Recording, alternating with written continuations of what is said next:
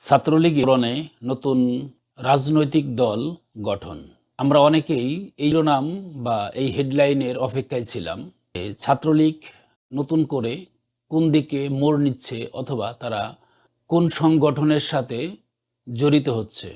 জুলাই আগস্টের আন্দোলন চলাকালীন সময় যখন জামায়াতকে নিষিদ্ধ করা হয়, তখন আমরা বেশ কিছু তর্ক বিতর্ক উক্তিতে পৌঁছেছিলাম যে এবার জামাত হয়তো পুরনো খোস ছেড়ে দিবে এবং নতুন নামে তারা এদেশে রাজনীতি করবে।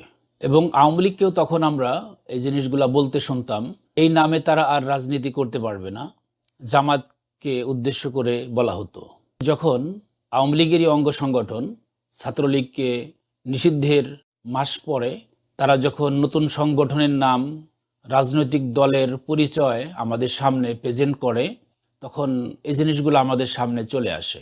এই নতুন দলের নাম এবং কে কোন অবস্থানে ছাত্রলীগের বসতে পেরেছে সেই বিষয়টা নিয়ে বিস্তারিত বক্তব্য আনব।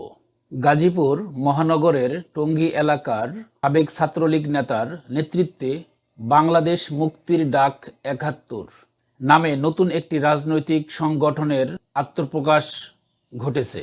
এই সংগঠনের লক্ষ্য ও উদ্দেশ্য বিশ্লেষণে ছাত্রলীগের আবরণে এ সংগঠন বলে প্রতীয়মান হচ্ছে। সংগঠনের মূল লক্ষ্য হিসাবে বলা হয়েছে বাংলাদেশের স্বাধীনতা, সংবিধান, জাতীয় পতাকা, জাতীয় সঙ্গীত ও মুক্তিযুদ্ধের ইতিহাস সুরক্ষিত এবং মুজিববাদ প্রতিষ্ঠার মধ্য দিয়ে স্বাধীনতার মহান স্থপতি জাতির পিতা বঙ্গবন্ধু শেখ মুজিবুর রহমানের সম্মানকে সমুন্নত রাখা।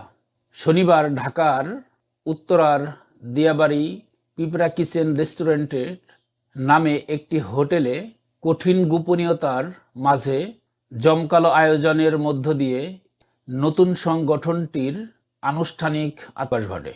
সংগঠনের চেয়ারম্যান হিসাবে দায়িত্ব পেয়েছেন আল রিয়াদ আদনান অন্তর, মহাসচিব খলিলুল্লাহ গাজী এবং মুখপাত্র হিসাবে কাজ করবেন হুমায়ুন কবির।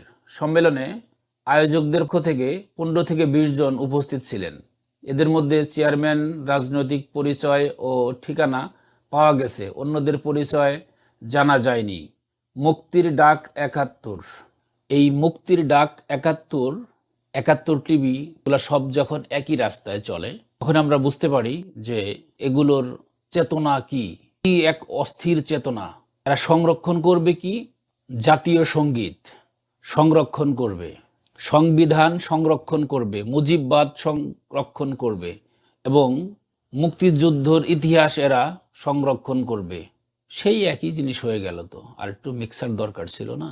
ছাত্রলীগের খোলস থেকে বের হয়ে এসে হয়তোবা ছাত্রলীগের থেকে আরো জঘন্য কিছু দেখাতে হবে, আর না হয় ভালো কিছু দেখাতে হবে। সে একই রকম হয়ে গেল।